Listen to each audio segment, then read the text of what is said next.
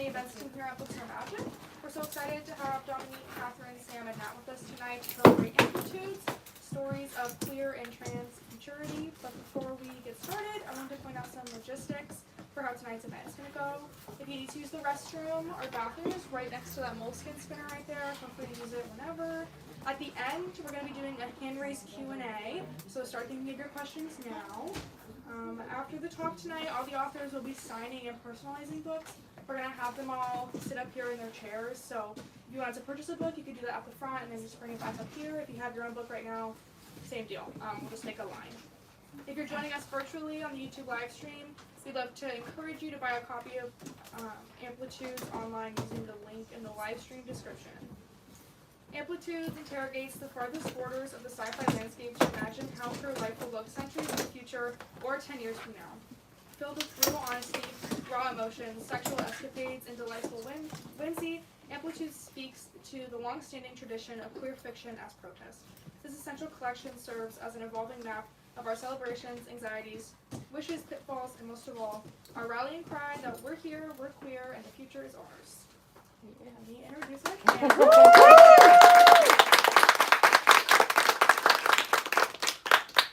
Dominique Dickey is the author of the novella Redundancies and Potentials. Their short fiction has appeared in Fantasy Magazine, Lightspeed Magazine, Nightmare Magazine, and other venues. They are the creative director of Sly Robot Games, and DC-based indie press that makes tabletop role-playing games about community, struggle, and finding hope in difficult circumstances. Katharine Duckett is the award-winning author of Miranda and Milan. Her short fiction has appeared in Craft, Reactor, and Uncanny, among many other publications. She served as the guest fiction editor of Uncanny's Disabled People Destroy Fantasy issue, and is an advisory board member for the Octavia Project, a Brooklyn nonprofit that empowers young women and trans and non-binary youth to build bold new futures through the power of speculative fiction and STEM. A graduate of Hampshire College, she holds a Master of Arts in Disability Studies from the CUNY School of Professional Studies. Sam J. Miller's books have been called Must-Reads and Best of the Year by NPR, Entertainment Weekly, USA Today, and the Oprah Magazine, among others. They've also been banned in Florida and stolen by AI. His short fiction has been published in places like the Kenyon Review, Vogue Italia, Tour.com, and more. He's received the Nebula, Locus, and Shirley Jackson Awards.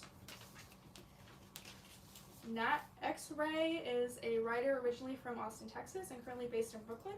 Trans World Takeover is his first literary publication. Starting this fall, he'll be pursuing an MFA from NYU's Creative Writing Program, where he plans to continue writing crazy stories about trans people.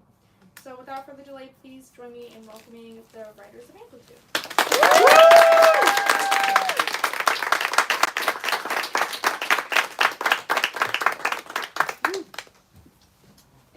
I think Dominique has an amazing question.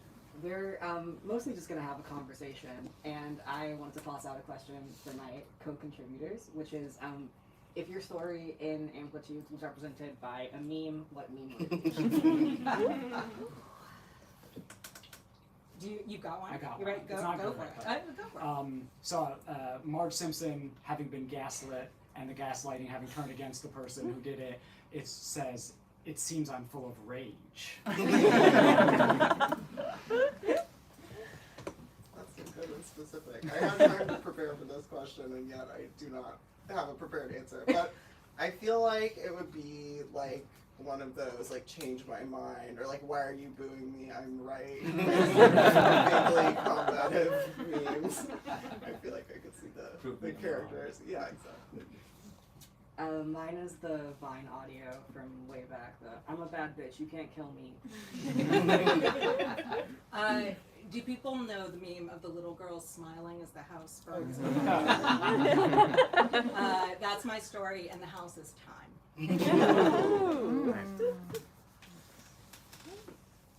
So now that the ice is broken, I feel like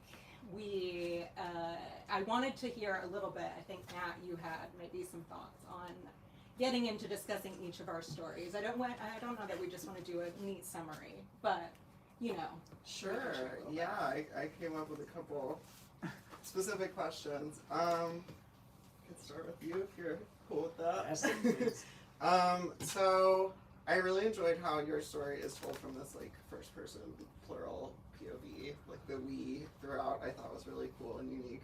And I was curious, like, how you came up with that idea, and like if that was like part of your concept for the story from the start, or if you were like, oh, this really works, or how you came up with that. Yeah, thank you. And this is like a spoiler for my question, which is going to be that actually several of our stories have like a first person, like a collective voice. But I just really love that voice. I love a we. I love a plural narrator. Some of my favorite stories, like Elison Kim's "Mothers Lock Up Your Daughters Because They Are Terrifying," have that kind of collective voice. And I think that stories about like queer futurity work really well to this idea of collectivity and group, like being part of a community and like the empowerment that comes from that. So yeah, it's fun. It's really fun to read. Yeah. And Sam also kicks off the whole anthology, which I feel like we should say, and it's a great opening to them. What's your story called? The Republic of Ecstatic Consent, he says after pausing for way too long. Dramatic tension. Yeah, that's what that was. Cool. I can continue with my questions. So, in your story, I really liked, all my questions take the form of, I liked X about your story, tell me more about it. I really enjoyed how your story like switched between both like the story of this actor and then like the plot of the actual TV show that he's on. I thought that was so cool. And again, I was kind of curious like how you came up with the idea to like intertwine those two things, like if one of them came before the other, what felt like, oh, I really need to like include this show as part of the story. So I was initially writing something totally different about trans men climbing Mount Everest and like disaster tourism, and then I got really mad at a TV show. And the thing that I was really mad at was that there was a character who had an ending that felt like a betrayal of the audience's trust and like a betrayal of the story's purported values. But this was a show that like was kind of a surprise success, and that character was also a surprise hit, and that actor seemed so like joyful in the prior con season, and just I think I was really struck by seeing so many photos of a certain actor with fans and being like, oh, but he knew the whole time that this was gonna suck for everyone. So they came kind of hand in hand, mostly because I was just like, wow, Comic-Con must have been actually really depressing for that guy. And the thing that's actually really unfortunate about me having set it up that way is that now I just really want Skeleton Key, the show, to be real. Me too. But I think part of what's fun about it in the story is that it's bad. And I don't think it's a really good pitch to like we should make a bad TV show on purpose, right? Because like shows that are bad try to be good and fail. Yeah, I love how like the show opens with this like sort of Bluebeardy, like the murdered wives thing, and then it just never comes never back. explains it. So in your story, I really liked how you are drawing this like sort of cool kind of implicit parallel between the characters who can like find and reach through these sort of little time portals and queerness. Like I feel like you had a cool passage that was kind of, the narrator was describing like pushing the fact that they had this magic ability to like the back of their minds, just like they pushed back all of this other sort of queer stuff. And so I was curious how you got the idea to kind of tie together like time travel and queerness. Like, do you think queer people have a unique relationship to time? Well, I can time travel, so that was great. But I think it really a lot of my experience came from growing up queer in the South in like the 90s and early aughts, and feeling like I was reaching through time, both into the past and then like towards my future to get these almost artifacts of like, what is this queer culture that I feel like I don't have access to, isn't around me. And then, you know, talking with friends and being like, we have this magazine, we have this VHS tape of, but I'm a cheerleader, and kind of passing it around. So it did feel like this interesting form of, you know, time travel that I think is maybe a little bit different now in kind of the full internet age, but I think there's still ways that resonates with the way that often queer history too is under attack. You know, there's still this practice of being like, how do we reach out and find these things and share them, and what does that mean, you know, for our personal and collective journeys too. And Nat, I feel like we should talk about your story because it's amazing. And while I feel like what was interesting is we all came with these very different stories, but there definitely were some parallels, and I just loved how you captured the experience, a certain experience of being queer, trans in high school, and took that to an excellent extreme. So I don't know if I have a fully formed question so much as just I'm fawning over it, but Sam. I do. I'm sorry. No, go ahead. It's not so much a question as a plea, but I'll phrase it as a question. Is there a young adult heist novel in the universe of trans world? I actually am working on expanding it. Hopefully, we'll see. But yeah, it was really fun to kind of explore this high school world that's both like very grounded in my own experience to an extent, but also just like completely ridiculous and like overblown. Like I really enjoyed like incorporating this experience that I'm sure many of us have had of like your high school best friend who's like a little more than your friend, but you're not quite in a relationship, and then things sort of implode, and like just the ridiculousness of like the school administration and the, you know, the main characters meet each other when they're like paired up in debate class to like debate like gay people, like should there be gay people, and like that's like based in experience. Like, you know, you'll be in high school in debate class or whatever, and they're like, okay, let's debate gay marriage, and you're like, oh, okay. So yeah, it was really fun to sort of revisit that time, but through an exaggerated and wacky lens. My question was about the kind of like tone and the voice of your piece, and I'm not quite sure how to word this in a way that is actually a question, but the tone feels very like glib and irreverent, and also very like emotionally vulnerable. And I think what I want to ask is like, how much was the development of that narrative voice in tandem with development of the like what we think of as like plot? Yeah, that's a really good question. I think they definitely did go together. In like early drafts of the story, I was starting off from this concept of like forced transing people. Like I wanted to create characters who just wanted to like trans everyone around them. But when in like the first drafts of the story, they were older. They were like young adults, and they like worked at a daycare, and it was kind of ridiculous in a different way.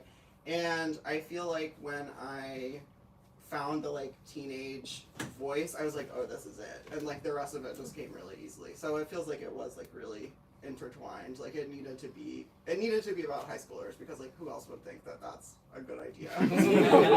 Drug their teacher with hormones. So in really convoluted and stupid ways. Yeah. Well, and that kind of provokes a question for me, for everyone. That is, you know, when you sort of came to the theme of this anthology, queer and trans futures, what did you feel like was compelling you to create the story you created? Was it a lack, maybe, in the genre that we're seeing? Was it something that was inspired in some way by something pre-existing in genre? I noticed some influences, and in some places, and in other places it just felt radically new. So yeah, I'd love to hear that. I think I anticipated from knowing the theme that a lot of people, or I guess I can't speak for anyone else, but my immediate instinct, and what I assume other people's immediate instinct would be, was to kind of take it in the direction of people and communities that refuse to die. And we did get a lot of that energy of the kind of like post-apocalyptic or like end of the world, here's how we're still surviving and thriving. And I've also always loved art about art, which I can trace back to being at a very formative age when the Phantom of the Opera adaptation film and High School Musical came out. They live next to each other in my brain. But I really wanted to take that in the direction of like queer character death on like a more meta level, and leave aside the question of like actual communities being in jeopardy.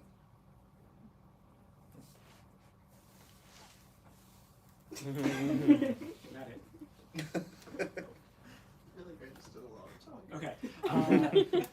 I read Samuel Delaney's Heavenly Breakfast, which is a memoir of his time living in a squat on the Lower East Side, which is great, and does in fact start with the same scene that my story starts with, which is 10 people going to the clinic together because they all got the clap because they're all hooking up together because they're living in a sexually fluid squat collective, and so that's sort of like the starting place. As I read this great story that isn't a story.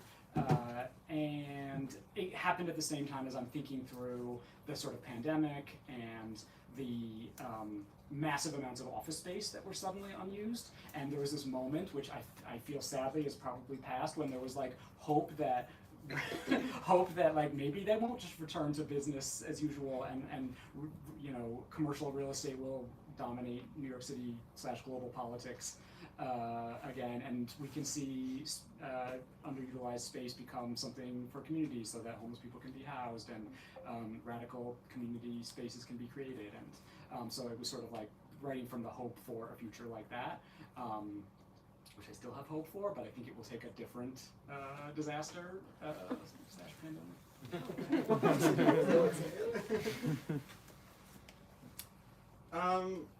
I feel like for me, like I definitely was starting somewhat from a place of frustration. I think that like as trans people, there's so much pressure to sort of like tiptoe around trans topics and like not scare anybody and not be too extreme because it's also like, I don't know, people's support can feel so tenuous, I think. And so, and like particularly for like discourse around like trans kids and healthcare for trans kids and hormones and all this stuff. And so I think initially I was like, I just want to write something really crazy about like trans kids and hormones that is like unapologetic and like not caring about any of this, like being careful. And I feel like that ended up leading me to a really fun place. Like I didn't really know when I started the story how things were gonna work out. I was like, of course, like this scheme is not gonna work, but like what is gonna happen? And I don't know, without spoilers, I think it goes in sort of a fun way, and like everyone does kind of end up trans, just like not in the way that the characters want.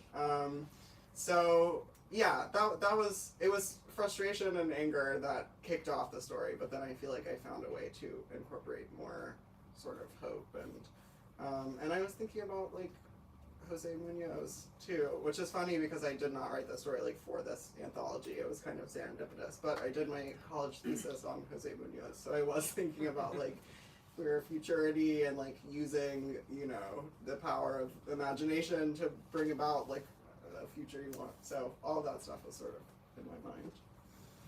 Yeah, I think Lee opens the anthology with maybe a quote from Cruising Utopia, which was in my mind too. I think my collective exists in the near future, late 2020s, and they are dealing with the far future. And I think I was interested in the idea of this radical collective that are radically queer and then find their way to a much farther future, and maybe have to reimagine what that means, and what emerges that's past their own understanding and their own context. And I think that idea that queerness is always on the horizon is something that was guiding me through that as well. I think too, I've written stories about disabled people existing in the future, which in science fiction and fantasy is not something that always happens. There's a lot of casual erasure of the idea that we will exist as disabled people. So that is present in my story, but it was interesting to look at that intersection of disability and queerness in this particular anthology. I'm sorry. I'm sure this is we're probably not going to get it, but can you tell us what the show and the character death is? Amazing story.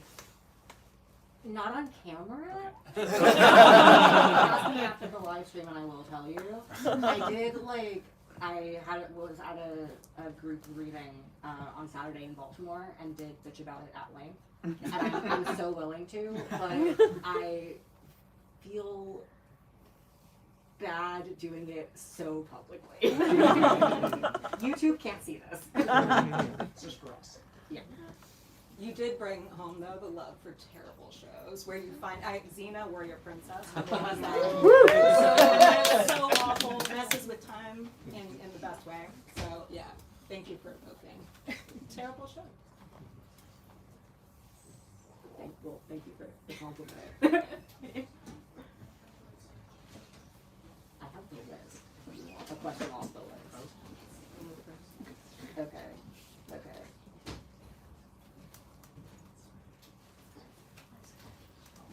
So the question that I want to ask is, was there like a word or something that felt elemental to you coming out of the prompt? And did that element stay with you through the process of working on your story, or did it evolve? Or did you like have a kind of like guiding principle, element, watchword? Yeah, it's interesting. At first, when I saw the call for this anthology, I was really excited, but I was mostly just excited as a reader. I was like, I don't have time.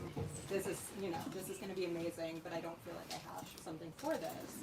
And it was one of those experiences that I feel like a lot of us have as creators, where you're like, oh, but it's in my head. Like, the voice is there, and I got to follow the voice. And I think very quickly it formed. And I think the idea of playing with past and future and the collapsing time and almost the queering of time, like this collective gets very chaotic. That was really fascinating to me. Instead of like getting sort of highfalutin about, time travel, being like, what if they just like get in there and they rummage around and they mess a bunch of stuff up and then, have to deal with that. And the ways in which chaos and mess can be productive, not labeling and categorizing can actually be productive as it is in that story.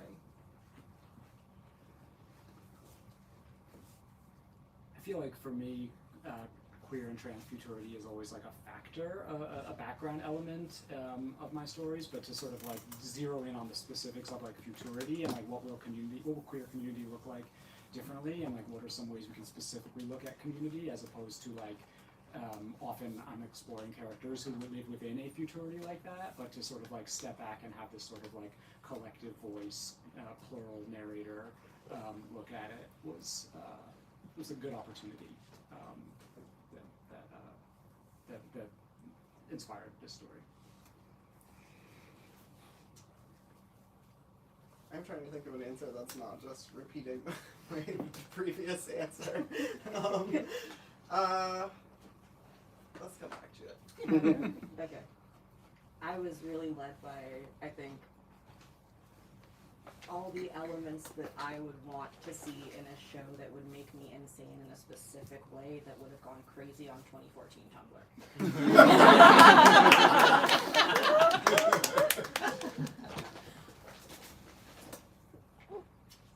Now we can come back around. Well, yeah.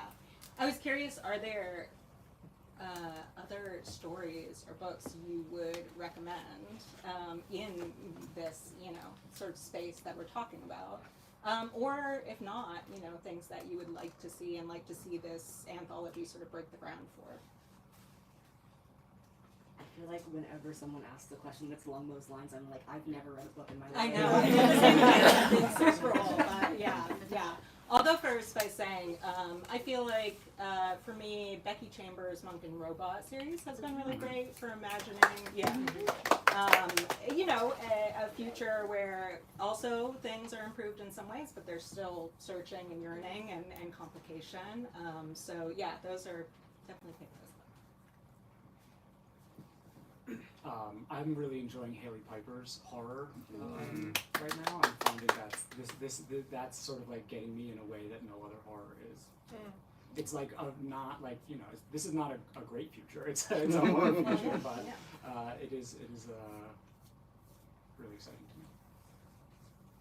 to me. I just a minute ago saw, I can't see it anymore, but it's a book called Rainbow Black, and it is crazy and trans in a way that I really enjoyed. And I feel like I've kind of been thinking about it ever since I read it, which was a little while ago now. So that comes first to mind for me. I've recovered from forgetting every book I ever read. And I'm gonna plug our editor, actually. Lee Mandello's The Woods All Black. Yes. It's a great take on the fact that transness is not going away, and it can't be driven away on a societal level, but also like in an individual person. I'm sorry, I have to ask a deeply personal question of each of you. Is there anything you want to plug? I would like to plug, it was in my bio, but the Octavia Project, which uses speculative fiction methods to empower young women and trans and non-binary youth here in Brooklyn to envision and build new worlds. They are about to kick off their summer programs very soon, so please, the Octavia Project, named for Octavia Butler. Nice.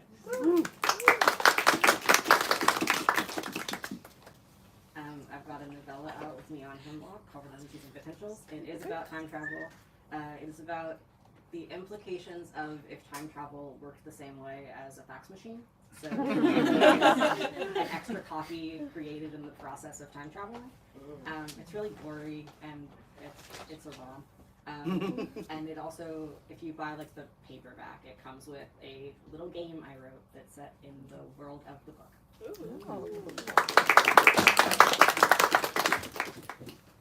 Well, there's this anthology called Amplitudes. Maybe you should check out.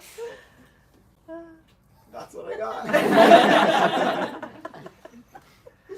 I'll plug Hitting the Streets and Fucking Ice and all the other shit that needs to be.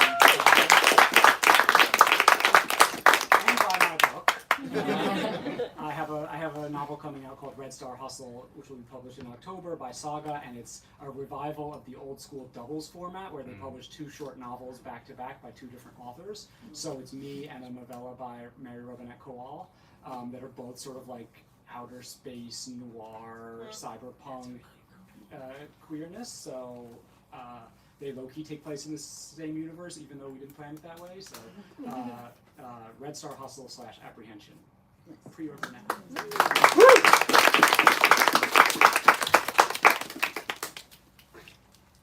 Alright, are we at audience questions? Yeah, Or we were must be. Yeah? Yes. I think so. So, the floor is open. This is just kind of to anyone, to everyone. I'm curious, obviously we're kind of, well, just how much when you're writing speculative fiction, how much are you feeling like you're actively thinking about and being influenced by like the present, what's going on, and the past, like, you know, the history of queerness, your personal history, etc. Open to anyone. I think we were asked to repeat for the live stream too. So in the process of writing speculative fiction, how much are you thinking about what's going on in the present or in the past? How is that influencing your process? I mean, I think 100%. Like, it's always the present. It's always about the present. It's like, if you try to predict the future, or if you're trying to write about what you think the future will be, you're probably going to get it wrong, and it'll also not age well. And also, like, why are you writing? You're writing to talk to the people that are, like, around you. And yes, you hope that people in the future will read it, but I feel like the stuff that's most resonant is the stuff that had something to say about its moment and its time and history. And so it's always the present or the past. It's never, at least for me, I rarely write the future. And I think to that point, even the future that you can imagine is limited by like where you're standing now. I think a lot about like retrofuturism and how the 2020s were imagined in like the 70s and 80s, and how much of that did not come true, and how like any projection that we make now, it's a worthwhile exercise, but it is also like very inherently grounded in where we're standing. Yeah, I think it's always influencing me, as you both said. I think it's interesting with this particular anthology because I think I wrote the story in 2023, and so before some of the developments of this administration. But there are, of course, things that were continuing to go on, and threads that I could pull on that I'm sad to see realized, but that in my fiction felt like we have to deal with this if you're going to really talk about a future and even talk about a better future. You actually have to account for everything that's happening in the present. So that definitely is a driving force. Yeah, for sure. Yeah, I feel like I was also definitely engaging a lot with like the present moment and sort of the attacks on trans people and trans kids specifically. And yeah, this was a couple of years ago, so it's only gotten worse since then. And then it was also, like I sort of mentioned, like incorporating elements of personal history and other things. I feel like it was interesting for me that like the speculative sort of sci-fi-ish part was like almost incidental. Like I feel like I really was writing a story about like now and like this world, even if it is like kind of a wacky and strange version of this world. And so I kind of, there's some sci-fi elements because sort of there needed to be, but yeah, I feel like I was thinking a lot about the present when I was writing it.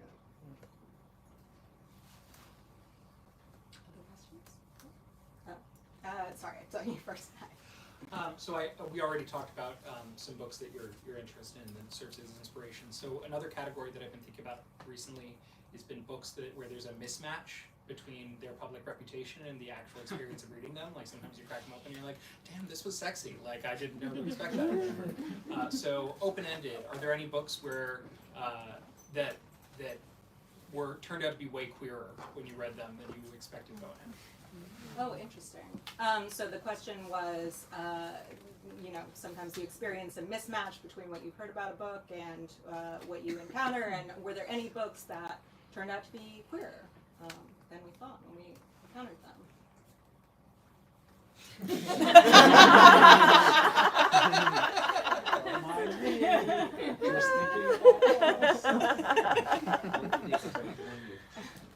Moby Dick is right Oh. behind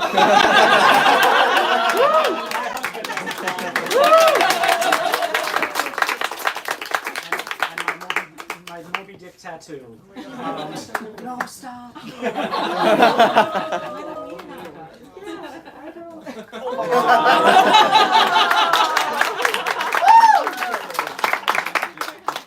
So there's a gay marriage at the very beginning of Moby Dick, and then they sleep together, and there's a really graphic passage I can never find, but it involves rolling back and forth. But yeah, Moby Dick. I don't think I can top that answer. Yeah. Neither could Ishmael.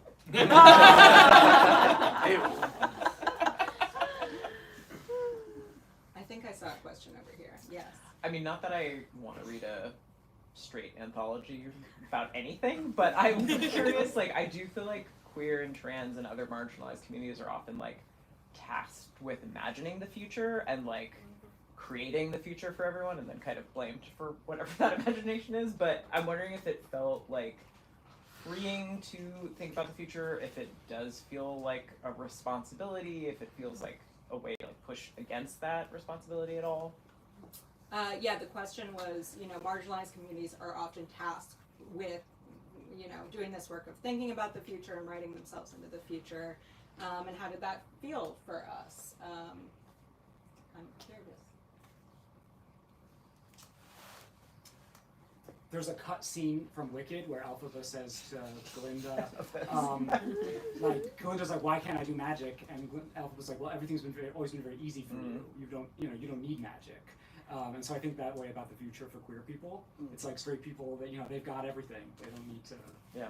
They don't need to think about the future because they've got the present. So, the glib answer is like that's our space. I think also, well, do the snaps first. This is going to be a little bit more bleak.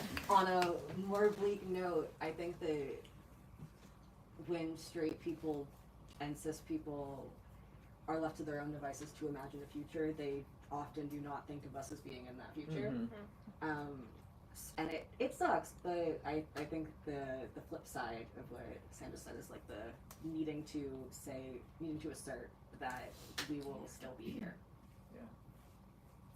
Yeah, some of you might know, like, the Disabled People Destroy Fantasy and Disabled People Destroy Science Fiction came specifically out of a need, and there were other groups also that anthologies were themed around to say, hey, this genre has not included us, has not made space for us, has not centered us, and so we're going to have essentially these themed anthologies. And I've been a part of now several anthologies that are trying to repair the work that do the work of putting disabled people in the future, because it's really been a horrifying situation, and I think there are definitely parallels with queerness. I think it is frustrating though sometimes to feel that that's maybe not permeating more widely, and that are you just getting invited to do this identity themed anthology or issue. I think I want to see that change continue to break new ground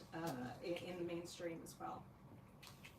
Yeah, I would love to see like straight and cis people be a little bit more aware of the idea of the future as like a tool, and to sort of be intentional about it in that way. But yeah, I think that I was thinking about this question of responsibility somewhat as I was writing. Like I think there is a little bit of that in the story where like even if you sort of think that everyone is working towards the same goal, like sometimes you disagree and sometimes you fail and sometimes you screw up and you're selfish instead of thinking about your community. So yeah, I don't know if I really have a point to all that, but it was definitely part of the process when I was writing. Mara, you have a question? I'm Yeah, sorry, I have a different question. name. Just name drop me like that. Okay. My question for you guys was, well, now I forgot the wording of it, which you've done. Something along the lines of like when dealing with, of course, having to balance like queer joy and like the horrors that we face in your personal lives and within your fiction, and how you often have to dig into your own personal lives to convey that.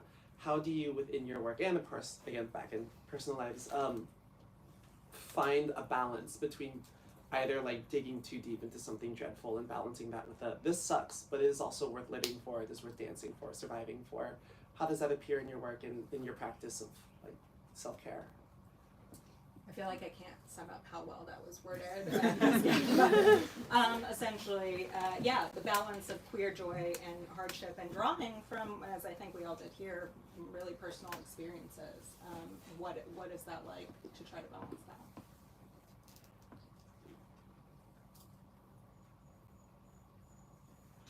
I hate to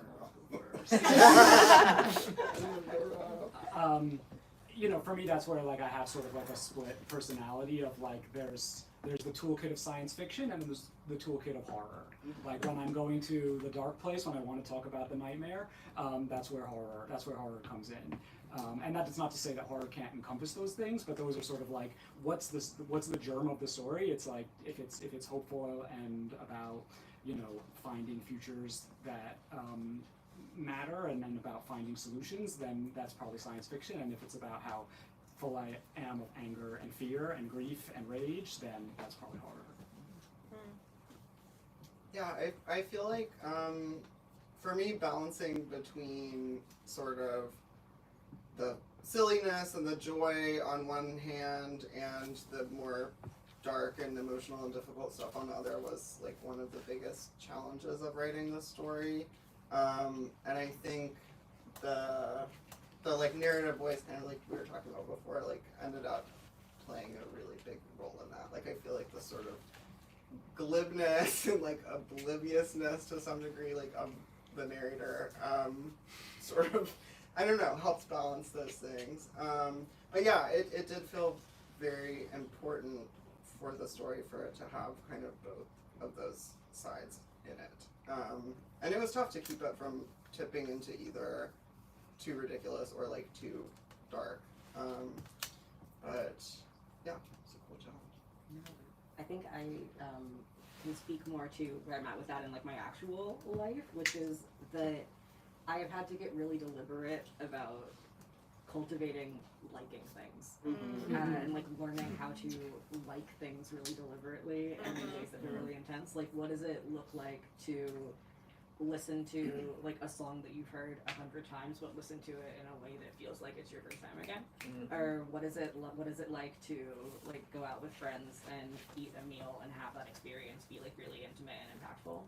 And I have had like a very like a long journey with this, but have come to a place of really like prioritizing things that feel delightful, so that when I pop my head up from the horrors, I know that there's going to be something good there.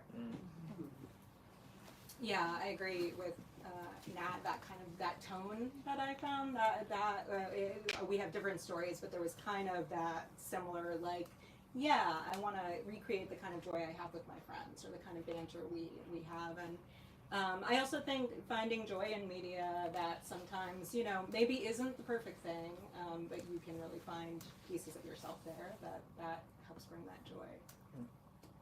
I think we have time for one more question. Staff nods enthusiastically. No? We've answered all your questions. Awesome. Well, go us.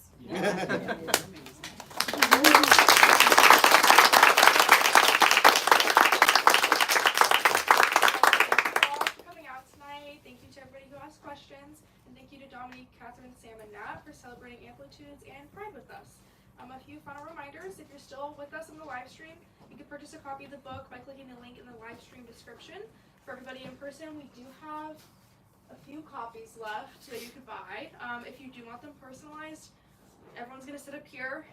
I think we should make a line that way, and then we go this way. And when everybody gets up, we're gonna fold the chairs really quickly, so just make sure you have all your stuff. And then line up this way because we're also moving the tables back, and we don't want to hit anybody. So that's it.